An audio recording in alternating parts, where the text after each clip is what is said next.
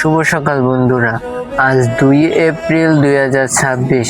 আজ আইপিএল এর ষষ্ঠতম দিন, আর এই ষষ্ঠতম দিনে আজকেরা আমরা একটাই ম্যাচ দেখতে পারবো, Kolkata night Riders versus sunriser Hyderabad.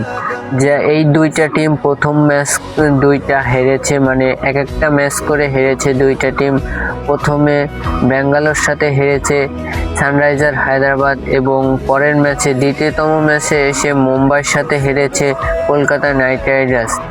এই দুইটা টিমের প্লেইং 11 অনেকটাই শক্তিশালী। আজকের আমরা অনেকটাই বেশি লড়াই দেখতে পারবো, 200-250 রান হতে পারে আজকেরা। এই ম্যাচটি কলকাতার ইডেন গার্ডেন্সে খেলা হবে সন্ধ্যা 7:30টায়।